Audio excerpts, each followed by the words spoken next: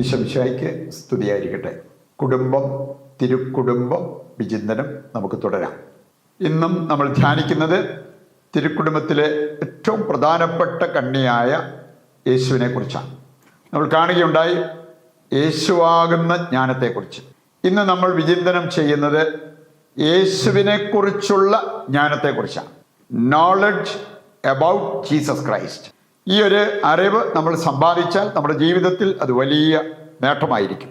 ഫിലിപ്പിയർ 3-ാം അധ്യായം 8-9 വചനങ്ങൾ അതിന് സാക്ഷ്യം വഹിക്കുന്നുണ്ട്. ഫിലിപ്പിയർ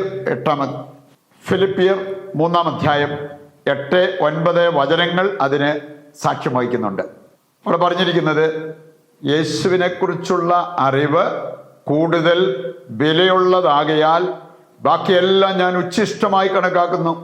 The knowledge about Jesus Christ, that is bigger than anything else. പറയുണ്ട് മറ്റെല്ലാം ഞാൻ ഉച്ഛിഷ്ടമായി കണക്കാക്കുന്നു എന്ന് പൗലോസ്ലീഹായ്ക്ക് പറയാൻ സാധിച്ചു. 1 കൊരിന്തോസ് 13-ാം അധ്യായം 10-ാമത്തെ വചനം എടുക്കുമ്പോൾ അവിടെ പറഞ്ഞിട്ടുണ്ട്, പൂർണ്ണമായത് ഉദിക്കുമ്പോൾ അപൂർണമായത് അസ്തമിക്കും. പറയുണ്ട് യേശുവിനെ കുറിച്ചുള്ള അറിവ് സമ്പാദിക്കാൻ നമുക്ക് സാധിച്ചു കഴിഞ്ഞാൽ മറ്റു പലതും അപ്രധാനമായിട്ട് കാണാൻ അത് നമ്മെ സഹായിക്കുകയും ചെയ്യും. ഇതിൽ ഒന്നാമതായിട്ട് നമ്മൾ ചിന്തിക്കുന്നത് അറിവ് സമ്പത്താണ് എന്ന യാഥാർത്ഥ്യമാണ്. അറിവ്, അത് പ്രത്യേകിച്ച് ദൈവത്തെക്കുറിച്ചുള്ള അറിവ്, അത് വലിയ ഒരു സമ്പത്താണ്. മത്തായി 6:19 വായിക്കുമ്പോൾ അവിടെ പറഞ്ഞിട്ടുണ്ട്, ഭൂമിയിൽ നിക്ഷേപം കരുതി വയ്ക്കുന്നതിനേക്കാൾ സ്വർഗത്തിന് വേണ്ടി നിക്ഷേപം കരുതി വയ്ക്കുക. അത് കള്ളന്മാർക്ക് മോഷ്ടിക്കാൻ പറ്റില്ല, തുരുമ്പിനും കീടങ്ങൾക്ക് നശിപ്പിക്കാൻ പറ്റില്ല. അങ്ങനെയുള്ള അക്ഷയനിധി അതാണ് നിങ്ങൾ കരുതി വെക്കേണ്ടത്. സുഭാഷിതങ്ങൾ 2-ാം അധ്യായം 10-ാമത്തെ വചനം എടുക്കുമ്പോൾ അവിടെ പറഞ്ഞിരിക്കുന്നത്, അറിവ് ആത്മാവിനെ ആഹ്ലാദിപ്പിക്കും. നമ്മുടെ ശരീരത്തിൻ്റെ സുഖത്തെക്കാൾ പ്രധാനപ്പെട്ടതാണ് ആത്മാവിൻ്റെ ആഹ്ലാദം. അതിന് അറിവ് അനിവാര്യമാണ്. സുഭാഷിതങ്ങൾ 2:11 കൂടി എടുക്കുകയാണെങ്കിൽ അവിടെ പറഞ്ഞിട്ടുണ്ട്, അറിവ് നിന്നെ സംരക്ഷിക്കും. നമുക്ക് സുരക്ഷിതത്വം നൽകുന്ന ഒരു കാര്യമാണ് അറിവ്. പ്രഭാഷകൻ 1:5 വായിച്ചാൽ അവിടെ പറയുന്നത്, വിവേകപൂർണമായ അറിവ് അനാദിയാണ്. വിവേകപൂർണമായ അറിവ്. യോഹന്നാൻ 8:31 മുതൽ വായിക്കുമ്പോൾ അവിടെ പറഞ്ഞിട്ടുണ്ട്, സത്യം സത്യമായി ഞാൻ നിങ്ങളോട് പറയുന്നു, എൻ്റെ വചനം കേൾക്കുന്നെങ്കിൽ നിങ്ങൾ സത്യം അറിയും, സത്യം നിങ്ങളെ സ്വതന്ത്രരാക്കും. ആ സത്യം, ആ വചനം നിങ്ങളെ ശിഷ്യത്വത്തിലേക്ക് ഉയർത്തും എന്നെല്ലാം ഈ വചനഭാഗം നമ്മെ പഠിപ്പിക്കുന്ന കാര്യമാണ്. രണ്ടാമത്തെ കാര്യം, യേശുവിനെ കുറിച്ചുള്ള അറിവ് വളരെ നിർണായകമായ അറിവാണ്. വേറെ ഒന്നും നമുക്കറിയില്ലെങ്കിലും യേശുവിനെ നമ്മൾ അറിയണം. യേശുവിനെ അറിയുമ്പോൾ നമുക്ക് ബേസിക് നോളജ്, അടിസ്ഥാനപരമായ അറിവ് ഉണ്ടാകുന്നു. അതില്ലാതെ മറ്റെന്തെല്ലാം നമ്മൾ അറിയുന്നവരാണെങ്കിലും അടിസ്ഥാന അറിവ് ഇല്ലാത്തവരുടെ ഗണത്തിൽ നമ്മൾ പെടും.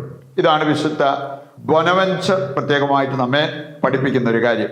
വിശുദ്ധ ക്യാതറിൻ, സിയന്നായിലെ വിശുദ്ധ ക്യാതറിൻ സ്കൂളിൽ പോയി പഠിച്ചിട്ടില്ല, പക്ഷെ അവള് സഭയിൽ പണ്ഡിത എന്നറിയപ്പെടുന്നു. യേശു അവളെ നേരിട്ട് പഠിപ്പിച്ചു എന്നാണ് പറഞ്ഞിരിക്കുന്നത്. പറയുണ്ട്, യേശുവിനെ അറിയുക, യേശുവിൽ നിന്ന് പഠിക്കുക, അതാണ് മറ്റെന്തിനേക്കാൾ ഉപരിയായിട്ടുള്ള അറിവ് എന്നത് മനസ്സിലാക്കിയിരിക്കാം. ആരാണ് യേശു എന്നുള്ളത് ഏതാനും വചനഭാഗങ്ങളിലൂടെ കടന്നു പോകുമ്പോൾ നമുക്ക് മനസ്സിലാകും. ലൂക്ക 3:21-22 വചനങ്ങൾ പിതാവ് തന്നെ യേശുവിനെ വെളിപ്പെടുത്തുന്നുണ്ട്, ഇവൻ എൻ്റെ പ്രിയപുത്രൻ, ഇവനിൽ ഞാൻ പ്രസാദിച്ചിരിക്കുന്നു. യോഹന്നാൻ 4:25 വായിച്ചാൽ യേശു തന്നെക്കുറിച്ച് തന്നെ പറഞ്ഞിരിക്കുന്നത് അവിടെ കാണാൻ പറ്റും. മെശിഹ, ക്രിസ്തു. യേശുവിന് ഉപയോഗിച്ചിരിക്കുന്ന 2 പ്രധാനപ്പെട്ട പദങ്ങളാണ് മിശിഹ, ദി അനോയിന്റഡ് വൺ, അഭിഷിക്തൻ. രണ്ടാമത്തെ പദം ക്രിസ്തു, രക്ഷിക്കുന്ന ദൈവം. ഈ 2 പദങ്ങളാണ് യേശുവിന് നൽകപ്പെട്ടിരിക്കുന്നത്. അവനാണ് നിന്റെ മുമ്പിൽ നിൽക്കുന്നത് എന്ന് സമറിയാക്കാരി സ്ത്രീയോട് യേശു ഇക്കാര്യം ചൂണ്ടിക്കാണിച്ച് പറയുന്നത് കാണാൻ പറ്റും. യോഹന്നാൻ 1:29 സ്നാപക യോഹന്നാൻ പറയുന്നുണ്ട്, നീ പാപങ്ങൾ നീക്കുന്ന ദൈവത്തിൻ്റെ കുഞ്ഞാടാണ്. മത്തായി 16:16-17 എടുത്താൽ അവിടെ പത്രോസ് പറയുന്നുണ്ട്, നീ ജീവിക്കുന്ന ദൈവത്തിൻ്റെ പുത്രനായ മിശിഹായാണ്. പ്രിയപ്പെട്ടവരെ, ഇതുപോലൊരു അറിവ്, വ്യക്തിപരമായ ഒരു അറിവ് ദൈവത്തെക്കുറിച്ച് നമുക്കുണ്ടായാൽ അതൊരു നിധിയാണ്, അത് വലിയൊരു അനുഗ്രഹമാണ് എന്ന കാര്യം മനസ്സിലാക്കിക്കൊണ്ട് ഈ ഒരു അഭിഷേകം കിട്ടാൻ നമുക്ക് ആഗ്രഹിച്ച് നമ്മുടെ കുടുംബ പ്രതിഷ്ഠയിലേക്ക് പ്രവേശിക്കാം. നമ്മളൊരു കോമൺ നിയോഗമായിട്ട് വയ്ക്കുന്നത് ബുദ്ധിയിൽ അന്ധകാരം വ്യാപിച്ചിരിക്കുന്നവരുടെ മാനസാന്തരത്തിന് വേണ്ടിയാണ്. ഇന്നത്തെ നമ്മുടെ എല്ലാ ആവശ്യങ്ങളും ഇന്നത്തെ പ്രാർത്ഥനാ നിയോഗങ്ങളും യേശുവിൻ്റെ തിരുഹൃദയത്തിൽ പ്രതിഷ്ഠിച്ച് നമുക്കിപ്പോൾ കുടുംബ പ്രതിഷ്ഠയിൽ പങ്കുചേരാം. ഈശോയുടെ തിരുഹൃദയമേ, ഞങ്ങളെയും ഞങ്ങളുടെ കുടുംബത്തെയും ഞങ്ങൾ അങ്ങേക്ക് പ്രതിഷ്ഠിക്കുന്നു. ഞങ്ങളുടെ കുടുംബത്തിൽ അങ്ങ് രാജാവായി വാഴണമേ.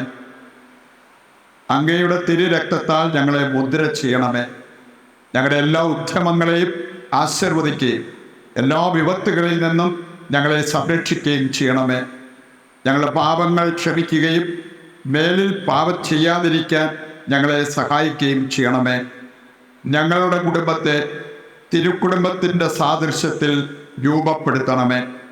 മറിയത്തിൻ്റെ വിമല ഹൃദയവും മാറി യൗസേപ്പ് പിതാവും ഞങ്ങളുടെ പ്രതിഷ്ഠ അങ്ങേക്ക് സമർപ്പിക്കുകയും ജീവിതകാലം മുഴുവൻ ഇതിൻ്റെ സജീവ സ്മരണ ഞങ്ങളിൽ നിലനിർത്തുകയും ചെയ്യട്ടെ. ഈശോയുടെ തിരുഹൃദയമേ, ഞങ്ങളെ അനുഗ്രഹിക്കണമേ. വിശുദ്ധ മർഗരീത്ത മറിയമേ, ഞങ്ങൾക്ക് വേണ്ടി അപേക്ഷിക്കണമേ. നമുക്കിനി താഴ്ന്ന സ്വരത്തിൽ കർത്താവിനെ സ്തുതിച്ചുകൊണ്ട് ദിവ്യകാരുണ്യത്തിൻ്റെ ആശീർവാദത്തിനായിട്ട് ഒരുങ്ങുകയും ചെയ്യാം. യേശുവേ നന്ദി, യേശുവേ സ്തുതി. Hallelujah, hallelujah. കർത്താവേ, ഞങ്ങളെയും ഞങ്ങളുടെ കുടുംബത്തെയും ലോകമാസകലമുള്ള എല്ലാ കുടുംബങ്ങളെയും അങ്ങയുടെ തിരുഹൃദയത്തിലും പരിശുദ്ധ അമ്മയുടെ വിമല ഹൃദയത്തിലും ഞങ്ങൾ പ്രതിഷ്ഠിക്കുന്നു. ഞങ്ങളെ സംരക്ഷിക്കണമേ, ഞങ്ങളെ പരിപാലിക്കണമേ, ഞങ്ങളെ അനുഗ്രഹിക്കണമേ. യേശുവേ നന്ദി, യേശുവേ സ്തുതി, യേശുവേ സ്തോത്രം.